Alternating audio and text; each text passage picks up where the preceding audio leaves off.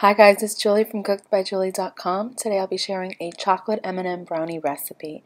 The best brownies you'll ever have. They're super fudgy and very simple to make, so let's get started. So if you notice my voice a little different, it's because I am sick. So you people that like to troll in the comment section, take it easy on me this week. I'm just kidding. Do what you do.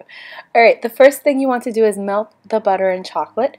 Use a double boiler for this. A double boiler is just a pot with a couple inches of water and a heat-proof bowl on top. Be careful that the water doesn't touch the bowl or else the chocolate can burn. And this is the best method to melting chocolate, I promise. I'm only using dark chocolate for this recipe. I am a huge milk chocolate fan, but milk chocolate is a bit too sweet for this recipe, so please make sure to use dark chocolate. Go ahead and throw in the unsalted butter, and the exact recipe and written instructions along with more photos and detail will be over on my website, cookedbyjulie.com. I added about half a cup of M&Ms to this mixture. The M&Ms didn't melt. I don't think M&Ms melt, which is a little weird. I have no idea why, but I did add M&Ms to this, and they are so good when they're soft and warm. So yeah, they're much better when they're soft and warm. So definitely add them to this and give everything a good mix. This should take about 10 to 15 minutes. Don't get nervous if it looks chunky at some point. That's perfectly fine. It will turn into a nice velvety smooth mixture in no time. Go ahead and add the granulated sugar and brown sugar, and once it's mixing well, you want to remove it from the double boiler and let it cool for a couple of minutes. Add some vanilla extract and make sure to use room temperature eggs.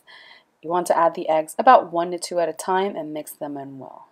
So of course make sure to use good quality dark chocolate for this recipe because it's basically mostly chocolate. And you can stuff these with walnuts, peanut M&Ms, anything you'd like. I did a poll on Instagram where I asked you guys if you guys wanted to see an M&M brownie recipe or an M&M ice cream recipe, and most of you voted for a brownie recipe, so here it is. Go ahead and add the flour, cocoa powder, and salt mixture to the chocolate mixture and fold it in. Be gentle or it will go all over the place. I added some extra M&Ms. Add as much or as little as you like. I really enjoy doing those polls on Instagram. Make sure to follow me if you don't already. Next up, I would like to make some cognac brownies or low-carb and sugar-free brownies. So let me know which interests you more. It's an oven-safe baking dish with butter or baking spray, and this time around I used a much smaller baking dish than the one I normally use for brownies. These brownies were really thick, but they did take longer to cook. These took about 55 minutes in a 350-degree oven. Just take a toothpick and insert it in the center, and if it comes out completely wet, then it needs to cook longer. However, I don't like to cook it until the toothpick is completely clean, because then you kind of just get cakey brownies. If brownies are a tad bit undercooked, it's perfectly fine. Just make sure the batter in the center isn't too wet. I threw some extra M&Ms on top and I baked them for about 55 minutes like I mentioned. If you're using a 9x13 baking dish, only cook them for about 35 minutes.